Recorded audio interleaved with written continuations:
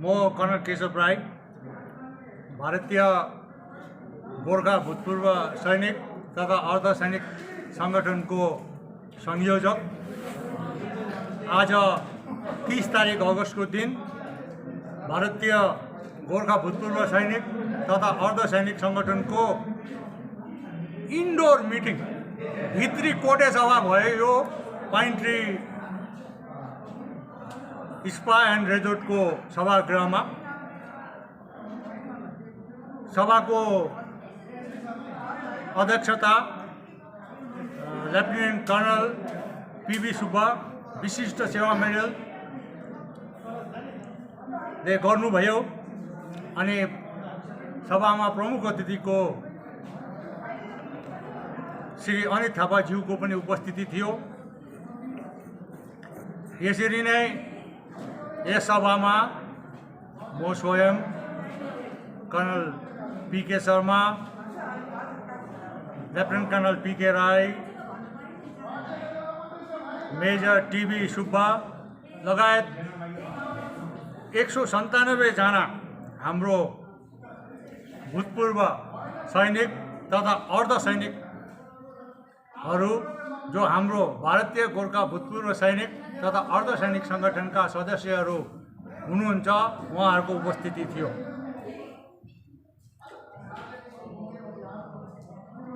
Covid महामारीको दोस्रो लहर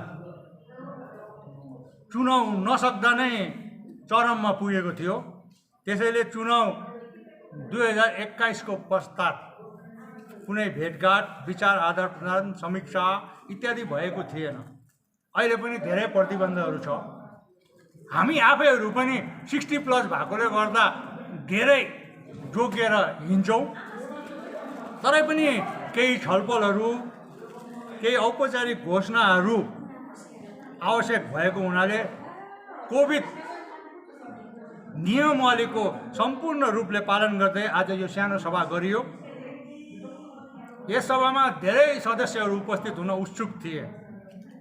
सायद कोभिडले घरबाट निस्किनु नपाएर पो हो कि, या हाम्रो बातहरू सुन्नको लागि, के हुँदैछ जानकारी लिनको लागि। तर यो सभागृहको क्यापेसिटी अनि कोभिड प्रोटोकलले गर्दा सीमित मात्रामा हामीले हरेक जग्गाको प्रतिनिधिहरू मात्र बोलाएर यो सभा सम्पन्न गर्यौं। आज संगठनको सदस्यहरूलाई मैले गत 1 वर्षदेखि हाम्रो सांगठनिक कार्यक्रमहरूमा धेरै सराहनीय कार्यहरू गरेकोमा, विशेष चुनाव 2021 मा हामीले समर्थन गरेको पार्टी अनि क्यान्डिडेटको लागि धेरै कार्य गरेकोमा उहाँहरूलाई मैले सबै हाम्रो संगठनको सदस्यहरूलाई धन्यवाद ज्ञापन गरेँ। 2021 को चुनावको संक्षिप्त समीक्षा पनि गरियो। भूतपूर्व सैनिक अनि अर्धसैनिकहरू चुनावमा विभिन्न पार्टीहरूसँग संलग्न रहेको थिए अनि भविष्यमा भूतपूर्व सैनिक अनि अर्धसैनिकहरू एउटा सिङ्गो राजनीतिक एकाइको रूपमा उभिनुपर्छ भनेर हामीले विचार प्रकट भयो सभामा। यस दिशामा हाम्रो भारतीय गोर्खा भूतपूर्व सैनिक तथा अर्धसैनिक संगठनले कदम उठाएको छ अनि हामी धेरैभन्दा धेरै भूतपूर्व सैनिक अनि अर्धसैनिकहरूलाई हामीसँग संलग्न गराउने कोसिसमा छौँ, प्रयास गर्दैछौँ। भारतीय गोर्खा भूतपूर्व सैनिक तथा अर्धसैनिक संगठनको सांगठनिक विस्तार बारेमा पनि विचारहरू राखियो।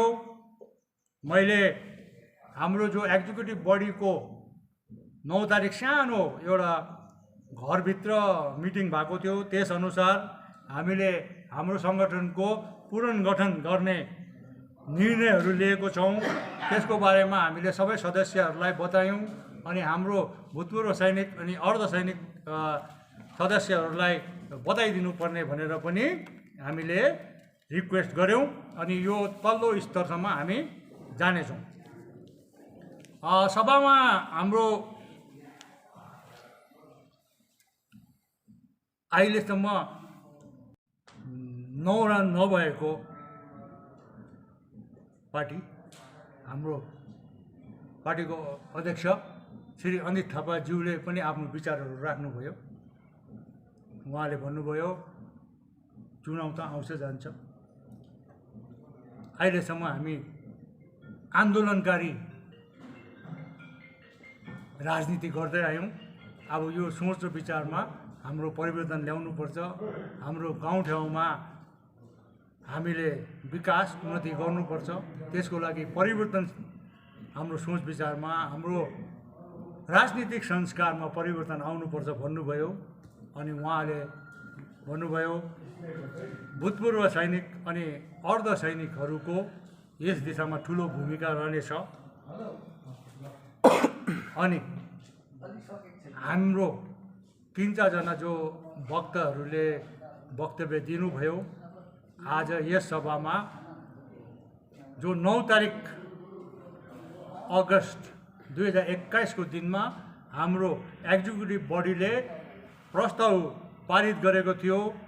यो नयाँ राजनीतिक परिवेशमा भारतीय गोर्खा भूतपूर्व सैनिक तथा अर्धसैनिक सङ्गठन चाहिँ श्री अनित थापाको नेतृत्वमा जुन पार्टी छ त्यसमा हामी संलग्न रहनेछौँ, समर्थन गर्नेछौँ भनेर पारित गरिएको थियो।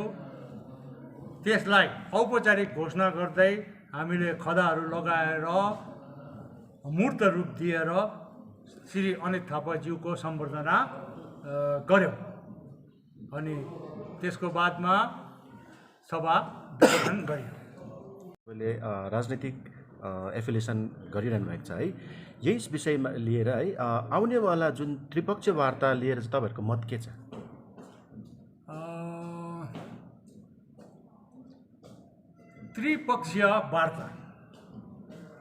त्रिपक्षीय वार्तामा एउटै मेरो मनमा शङ्का छ। त्रिपक्षीय वार्ता भनेको मतलब 3वटा पार्टीको बिचमा वार्ता हुन्छ। पहिलो पार्टी त भारत सरकार, दोस्रो पार्टी बङ्गाल सरकार, अन्त तेस्रो पार्टी चाहिँ को हो? तेस्रो पार्टी श्री मन घिसिङज्यू हुनुहुन्छ, श्री विमल गुरुङज्यू हुनुहुन्छ, श्री अनित थापाज्यू हुनुहुन्छ, या अस्ति हाम्रो अनसनमा बस्ने भाइ शर्मा भाइ हुनुहुन्छ, या अस्ति त्यो त्रिपक्षीय वार्ता पहिला बोलाएको जस्तो जिटिएको प्रिन्सिपल सेक्रेटरीलाई पो बोलाएको थियो। अन्त तेस्रो पक्ष चाहिँ कुन हो? अब जबसम्म तेस्रो पक्षको खुलासा हुँदैन तबसम्म त्रिपक्षीय वार्ताको त कोही मतलब नै छैन। त्रिपक्षीय वार्ता पहिला पनि बोलाकै हो, भएन। अनि यो त्रिपक्षीय वार्ता अनि हाम्रो एसके शर्मा भाइको अनसन चाहिँ जेएनएलएफ, बिजेपी अनि उहाँहरूको संलग्न पार्टीहरूको एउटा नाटक हो। मेरो चाहिँ त्यो विचार छ। त्रिपक्षीय वार्तालाई महत्त्व दिनुहुन्न तपाईँले? त्रिपक्षीय वार्ता हुँदैन नै भाइ। तेस्रो पक्ष को हो त्यही हामीलाई थाहा छैन। त्रिपक्षीय वार्ता कसरी हुन्छ? तपाईँले त्रिपक्षीय वार्ता हुँदैन भन्दै हुनुहुन्छ नि, कुन आधारमा भन्दै हुनुहुन्छ? किनकि गृहमन्त्रीले स्पष्ट भनिसकेको छ त्रिपक्षीय वार्ता हामी चाँडै नै बोलाउने छौँ र त्रिपक्षीय वार्ताको सेप्टेम्बर महिनाको पहिलो साता नै तयारी गरिँदैछ नि। कुनै पनि वार्ता जब हुन्छ तब म त अब 38 वर्ष नोकरी आर्मीमा गरेको, 8 वर्ष सिभिलमा गरेको, त्रिपक्षीय वार्तामा एउटा गहन मुद्दाको विश्लेषण हुनु छ, विचार विमर्श हुनु छ। त्यसमा धेरै मेहनत पर्छ, धेरै काम गर्नुपर्छ अफसरहरूले, ब्युरोक्रेसीले। अन्त त्यो राजनीतिक बयान मात्रै दिएर हुँदैन। अन्त अहिलेसम्म धेरै जग्गामा तेस्रो पार्टी चाहिँ को हो, तेस्रो पक्षीय वार्तामा, त्रिपक्षीय वार्तामा भनेर प्रश्नहरू उठिरहेको छ, तर कसैले पनि त्यसको जवाब दिएको छैन। अनि त्रिपक्षीय वार्ता अस्ति पनि मलाई डेट याद भएन, लास्ट इयर पनि बोलाएकै हो। लास्ट इयर बोलाउँदाखेरि कन्फ्युजन थियो। स्टेट गभर्मेन्टलाई बोलायो, सेन्ट्रल गभर्मेन्टको रेप हुन्छ, त्यहाँदेखि विमल गुरुङ भाइको पार्टीलाई बोलायो। अन्त विमल गुरुङको भाइको पार्टीले भन्यो हामी जाँदैनौँ, अनि स्टेट गभर्मेन्टले भन्यो हामी एटेन्ड गर्दैनौँ। किनभने जब त्रिपक्षीय वार्ता हुन्छ त्यसमा के चिज विवेचना हुन्छ, के चिजमा बातचित हुन्छ, त्यसको रूपरेखा अहिलेसम्म स्टेट गभर्मेन्टमा आएको छैन मेरो सूचनाको मुताबिक। अनि त्रिपक्षीय वार्तामा तेस्रो पक्ष चाहिँ को हुने हो त्यही नै खुलासा छैन अहिलेसम्म। अन्त जुन वार्ता सेप्टेम्बर पहिलो हप्ता हुँदैछ, आज 30 तारिक 31 सेप्टेम्बर हप्ता त यही हो। सेप्टेम्बर पहिलो हप्तामा त्रिपक्षीय वार्ता हुनु छ भने त्यसको एजेन्डा के हो, त्यसमा कसको पोइन्ट के छ, कहाँ हुने हो, त्यो सब कुरो त छलफल भएको छैन होला जस्तो मलाई लाग्छ। तपाईँको भने अनुसारले त्रिपक्षीय वार्ता किन त म भन्न सक्दिनँ, तर अहिले जो राजनीतिक परिवेश यहाँ चल्दैछ दार्जिलिङमा, त्यो अनुसारले तेस्रो पक्ष चाहिँ को हुने, त्यसमा कोही अहिलेसम्म कुनै निर्णायक कसैले केही निर्णय लिएको छैन। अनि त्यसले गर्दा जस्तो प्रकारले पछिल्लो त्रिपक्षीय वार्ता बोलाइएको थियो त्यसरी नै एउटा चिठी इस्यु होला। अन्त स्टेट गभर्मेन्टले के भन्ने हो, हामीलाई त तिमीले नोटिस नै दिएन भन्ने हो कि के भन्ने हो हामीलाई थाहा छैन। अन्त जस्तो प्रकारले पछिल्लो त्रिपक्षीय वार्ता एउटा बोलाइएको थियो, विमल गुरुङ भाइको पार्टीलाई चेपारोमा पार्दाखेरि सेन्ट्रल गभर्मेन्टले त्यो चिठी इस्यु गरेको थियो। बादमा विमल गुरुङ भाइको पार्टीले नै हामी एटेन्ड गर्दैनौँ भन्यो। अन्त योपालि यहाँ अनसन हुँदाखेरि, गोर्खालीको अफिसमा अनसन हुँदाखेरि बिजेपी चेपारोमा पर्यो। राजु बिस्ट साहबलाई, हाम्रो एमपी साहब श्री राजु बिस्टज्यूलाई के गरौँ भयो। अन्त त्रिपक्षीय वार्ता गर्नेछौँ भनेर उहाँले प्रेस कन्फरेन्समा बताउनु भयो, अनि अनसन समाप्त गरियो। यो बारम्बार पिपिएसको उठान गर्यो। मेरो व्यक्तिगत विचार पहिला, अनि हाम्रो भारतीय गोर्खा भूतपूर्व सैनिक तथा अर्धसैनिक सङ्गठनको विचार, अनि हाम्रो पार्टीको विचार। मेरो व्यक्तिगत विचारमा पिपिएस भन्ने शब्द 2019 को बिजेपीको म्यानिफेस्टोमा पहिलाचोटि आयो। 2014 को बिजेपीको म्यानिफेस्टोमा चाहिँ गोर्खाहरूको अनि नर्थ बेङ्गालको व्यक्तिहरूको समुदायहरूको समस्या हामी समाधान गर्छौँ भन्ने आएको थियो। 2014 को म्यानिफेस्टोमा चाहिँ त्यो कुरो पातमा जोडिएको थियो, ओरिजिनल म्यानिफेस्टोमा थिएन।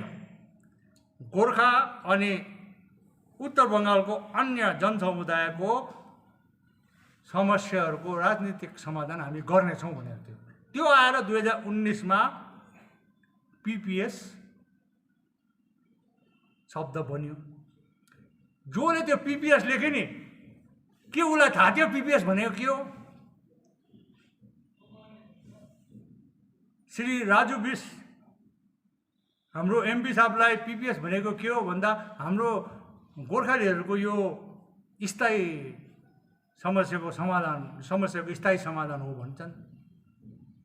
अस्ति हाम्रो खरसाङको विधायकज्यू श्री बिपी बजगाईज्यूले भन्नुभयो बेङ्गालबाट नर्थ बेङ्गाल छुटेर स्टेट अलग्गै स्टेट बन्नु नै त पिपिएस हो, त्यही नै त गोर्खाल्यान्ड हो।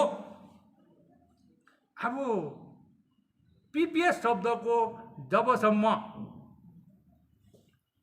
डेफिनेसन के हो, पिपिएस भनेको के हो, जबसम्म खुलासा हुँदैन तबसम्म पिपिएस पनि एउटा झाँसा मात्रै हो, अरू केही पनि होइन।